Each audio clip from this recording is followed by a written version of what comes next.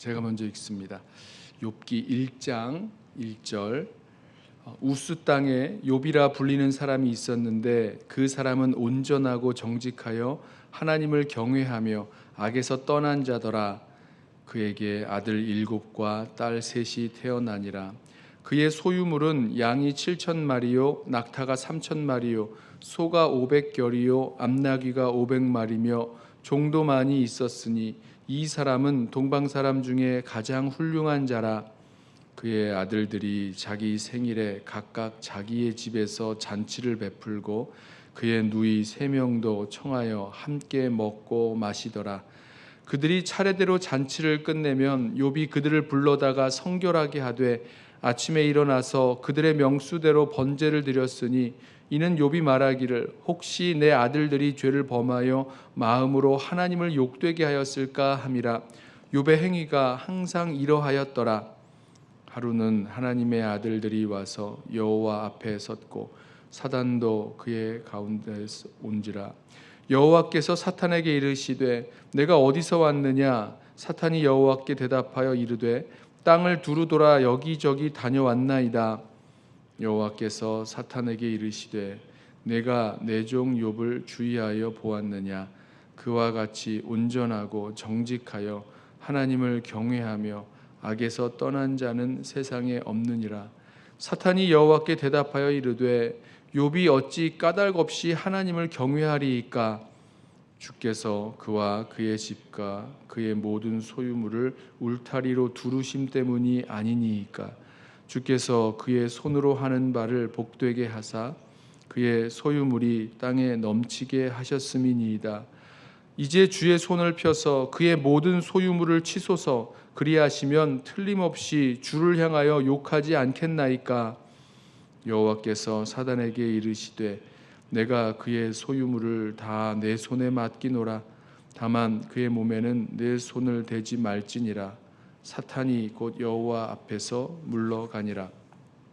하루는 욥의 자녀들이 그 맏아들의 집에서 음식을 먹으며 포도주를 마실 때에 사환이 욥에게 와서 아뢰되 소는 밭을 갈고 나귀는 그 곁에서 풀을 먹는데 스밧 사람이 갑자기 이르러 그것들을 빼앗고 칼로 종들을 죽였나이다. 나만 홀로 피하였으므로 주인께 아뢰러 왔나이다.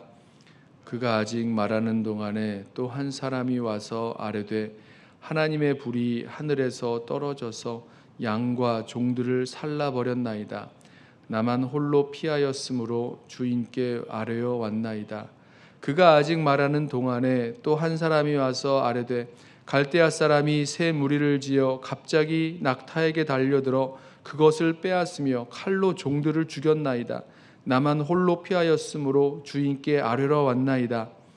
그가 아직 말하는 동안에 또 한 사람이 와서 아뢰되 주인의 자녀들이 그들의 맏아들의 집에서 음식을 먹으며 포도주를 마시는데 거친 들에서 큰 바람이 와서 집 내 모퉁이를 치매 그 청년들 위에 무너짐으로 그들이 죽었나이다.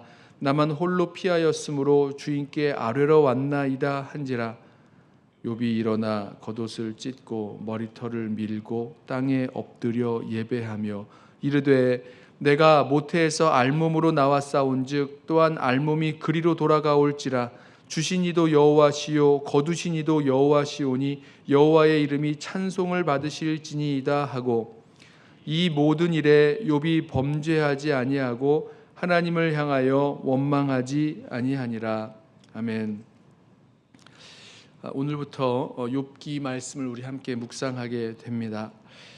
이 욥기는 언제 이 말씀이 기록됐는지 잘 알 수는 없지만 가장 오래된 그 시절을 기록하고 있는 말씀으로 여겨집니다. 아브라함 때 이때가 아닌가 학자들은 이렇게 추측을 하는데요.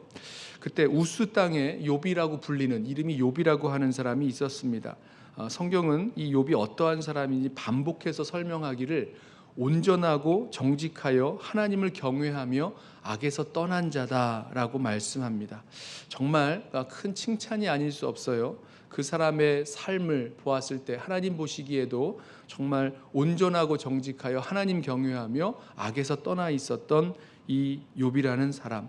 이 욥이 하나님에게서 큰 복을 받아서 자녀가 10이나 됐습니다. 아들이 7이 되고 딸이 3이나 됐고요. 그 자녀들이 정말 우애 있게 아주 이렇게 살아가는 그런 가정이었습니다. 경건한 가정의 모습인 것을 우리가 알 수가 있어요. 자녀들이 함께 모여서 이렇게 생일을 잔치를 하고 함께 교제하는 그런 시간이 있은 다음에 욥은 꼭 이 자녀들을 위해서 번제를 드리면서 행여라도 부지 중에 지은 죄가 있을지 마음으로라도 하나님께 잘못한 것들이 있을까 하여 하나님께 번제를 드렸을 정도로 아주 우애 있고 또 경건한 가정이었습니다.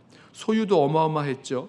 부자였습니다. 양이 7,000마리, 낙타가 3,000마리, 소가 500결이, 암나귀가 500결이. 이 정도면 지금도 적지 않은 아주 큰 부자일 텐데 당시에는 정말 어마어마한 부자, 가장 큰 부자가 아니었나라는 생각이 듭니다. 종도 많이 있었고요. 그래서 이 욥에 대해서 설명할 때에 동방에서 가장 훌륭한 자다 이렇게 말씀하고 있습니다. 하나님도 이 욥을 칭찬해 주셨어요. 그리고 욥을 믿어주시는 것 같은 그런 말씀을 하셨습니다. 어느 날 하나님의 이 천상회의죠. 하나님의 이 천사들과 또 이 사단이 하나님 앞에 이르렀을 때에 사단에게 하나님께서 물으셨습니다. 어디를 좀 다녀왔느냐? 여기저기 다녀왔다고 사단이 대답하죠. 그때 하나님께서 이 사단에게 이 욥에 대해서 말씀합니다. 내 종 욥을 보았느냐? 욥처럼 정말 온전하고 정직하여 하나님 경외하고 악에서 떠난 자는 이 세상에 없다. 이렇게 말씀을 하셨어요. 저와 여러분에게도 하나님께서 우리들을 평가하실 때에 욥처럼 정말 온전하고 정직하고 하나님 경외하며 악에서 떠난 삶을 사람으로 하나님께서 우리를 그렇게 말씀하여 주실 수 있도록 이렇게 욥을 이렇게 자랑스러워하시는 것처럼 느껴지지 않으세요? 욥을 기뻐하고 자랑스러워하시는 그런 하나님의 그런 마음이 느껴집니다. 자, 그랬더니 이 사단이 하나님께 하는 말이 욥이 하나님을 경외하는 것이 까닭 없이 하나님을 경외하겠습니까? 라는 말을 합니다. 까닭이 있다는 거죠. 하나님을 경외하는 그 이유가 있는데 그것은 하나님께서 그의 모든 소유물을 울타리로 둘러주셨기 때문에 하나님께서 그의 모든 소유물을 복주시고 지키시고 보호해 주셨기 때문에 그것 때문에 하나님을 이렇게 경외하고 살아가는 것입니다. 이렇게 주장을 합니다.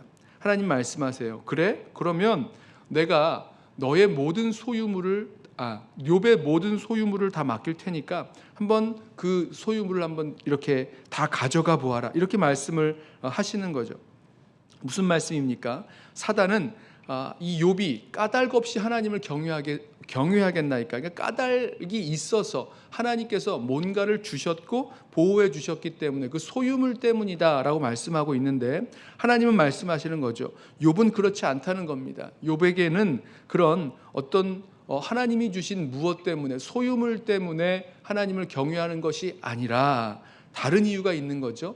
하나님을 향한 진정한 믿음과 또 하나님을 향한 진정한 경외의 그런 삶이 있음을 하나님께서 신뢰하시고 사단에게 그 시험을 허락하십니다. 그리고 오늘 우리가 읽었던 대로 그 정말 무서운 일이 이 욥에게 일어나죠. 욥은 아무것도 모르고 있었던 어느 날 욥에게 있어서 아주 무서운 일이 벌어집니다. 욥의 모든 소유들을요 사람들이 다 뺏어갑니다. 소도 빼앗아가고 나귀도 빼앗아가고 낙타도 빼앗아가고 모든 소유를 다 빼앗아가고 심지어 이 함께 모여서 잔치를 벌이고 있었던 그 자녀들의 그 모임이 있었던 그 집이 무너져서 거기서 자녀들까지도 죽게 되었습니다. 자, 욥이 자랑할 만했던 소유, 욥이 자랑할 만했던 그런 자녀들, 그 모든 것들을 어느 날 한순간에 다 잃게 되는 거죠. 그런데 여기서 욥이 이런 어려운 일을 당했을 때에, 정말 끔찍한 일을 당했을 때에 이유도 모르겠어요. 왜 이런 일이 벌어지는지 모르겠습니다. 그동안 하나님을 경외하며 악에서 떠났고 온전하게 하나님을 섬기며 살아왔는데 그럼에도 불구하고 정말 알 수 없는 이 재난이 생겼다는 거죠. 자, 그때에 욥의 반응을 보십시오. 욥이 어떻게 합니까? 20절 욥이 일어나 겉옷을 찢고 머리털을 밀고 땅에 엎드려 예배하며 이르되 내가 모태에서 알몸으로 나와 싸운즉 또한 알몸이 그리로 돌아가올지라 주신 이도 여호와시요 거두신 이도 여호와시오니 여호와의 이름이 찬송을 받으실지니이다 하고. 자, 욥이 지금 당한 일 때문에 특별히 자녀를 잃은 그 일이 얼마나 가슴이 아팠겠습니까? 10자녀를 다 잃어버렸던 이 상황 속에서 욥이 그 슬픔을 표현하죠. 겉옷을 찢고 머리털을 밀고 땅에 엎드리고 이런 것들은 욥의 이 슬픔을 표현하는데요. 그렇게 슬픔에도 불구하고 하나님을 예배합니다. 이 하나님을 예배한다는 것, 무슨 우리처럼 예배당에 모여서 하나님을 예배하는 그런 예배가 아니죠. 개인 예배입니다. 하나님을 향해서 경배하고 하나님을 예배하는 그 개인의 예배를 드리는데 이렇게 하나님께 고백합니다. 내가 모태에서 알몸으로 나왔다. 그리고 알몸이 그리로 돌아갈 것이다. 그러면서 하는 이야기가 주신 이도 여호와시요 거두신 이도 여호와시오니 여호와의 이름이 찬송을 받으실지니이다 하고. 여러분 보십시오. 사단이 욥이 하나님을 경외하며 하나님을 예배할 수 있었던 이유가 어디 있다고 이야기했습니까? 하나님이 주신 그 소유물 때문이라고 이야기하고 있었어요. 어떤 까닭 때문에 하나님을 찬양하고 하나님을 경외하며 살아가는 것이다 라고 이야기했습니다. 하나님은 아니라고 하셨죠. 욥이 그것 때문만이 아니라고 말씀을 하셨어요. 그리고 오늘 하나님께서 말씀하신 것이 맞다는 것을 보게 됩니다. 무엇입니까? 하나님을 예배하는 이 욥의 모습. 주신 이도 여호와시요. 그러니까 지금까지 나에게 주신 그 모든 것들, 아까 말씀드렸던 그 소유 어마어마했었죠. 양도, 낙타도, 소도, 암나귀도, 종도, 자기가 가지고 있는 그 모든 소유 다 하나님이 주셨기 때문이다라고 고백합니다. 뿐만 아니라 지금 이 모든 것을 하나님께서 가져가셨는데 가져가신 것도 하나님이시다라고 고백을 합니다. 그러니까 하나님의 절대적인 그 주권을 말씀하고 있는 거죠. 그리고 그것 때문에 하나님을 찬송합니다. 하나님을 예배합니다. 하나님을 경배합니다. 여러분, 분명히 이 일어난 일들이 너무너무 힘들고 아프고 고통스러운 사건인 것은 분명합니다. 모든 소유를 잃어버렸고요. 그리고 자녀들까지도 다 죽고 말았어요. 하지만 그 자리에서 하나님을 그 슬픔 가운데에도 예배하고 경배할 수 있는 이유가 있는 거죠. 왜 그렇습니까? 하나님께서 온 세상을 창조하시고 다스리시는 절대 주권자이신 하나님이시기 때문이라는 겁니다. 주신 이도 여호와시요 거두신 이도 여호와이시기 때문에 그 하나님을 찬양하고 예배합니다. 자, 저는 말씀을 묵상하면서 사단이 하나님께 했었던 그 이야기, 욥이 까닭 때문에 어떤 까닭 없이 하나님을 경외하겠나이까 이렇게 했던 그 말이 저와 제 마음에 좀 깊게 다가왔습니다. 여러분, 저와 여러분의 믿음의 여정에 있어서 어떤 까닭으로 주님을 경외하고 주님을 예배하며 주님께 찬양하며 살아갑니까? 물론 이유들이 있을 거예요. 하지만 그 모든 이유들보다 앞서서 하나님의 하나님 되심 때문에 또 우리 주님의 주님 되심 때문에 우리 주님을 진정으로 경외하며 찬양하며 나아갈 수 있기를 소원합니다. 그랬을 때에 어떠한 일이 있더라도 어떠한 형편과 처지에 있더라도 하나님을 진정으로 경배하며 예배할 수 있는 그 모습을 잃지 않게 될 것입니다. 그렇게 다른 것 때문이 아니라 어떤 이유 때문이 아니라 정말 하나님 그분 때문에 하나님 그 한 분 때문에 정말 주님을 찬양하고 예배하며 살아갈 수 있는 저와 여러분 되시기를 예수님의 이름으로 부탁하며 축원합니다. 기도하겠습니다. 사랑하는 주님, 우리 믿음의 여정 속에서 어떤 이유와 어떤 까닭 때문에 주님을 찬양하고 경배하는 것 이외에 정말 주님 때문에 하나님께서 하나님 되어 주시고 온 세상을 다스리시는 왕이시며 또 우리를 주권적으로 다스리시는 주님이신 것을 이 시간 믿음으로 고백하며 주님을 찬양하고 경배할 수 있도록 우리를 붙들어 주옵소서. 주님께서 우리에게 주신 것 가운데에도 하나님의 선하심과 하나님의 인도하심이 담겨 있을 뿐만 아니라 하나님이 거두어 가시는 것에도 하나님의 주권적인 선하심과 또 하나님의 목적이 담겨 있음을 믿기에, 하나님의 선하심이 담겨 있음을 믿기에 어떠한 상황에서도 주님을 찬양하며 또 주님을 경배하며 살아갈 수 있는 참 믿음의 사람들 되도록 우리를 붙들어 주옵소서. 오늘 하루 살아갈 때에 만나는 수많은 일들 속에서 여러 가지 일들과 또 특별히 힘들고 어려운 일들 앞에서라도 그때에도 주님 찬양하고 경배할 수 있도록 우리를 붙들어 주옵소서. 예수님의 이름으로 기도드리옵나이다. 아멘.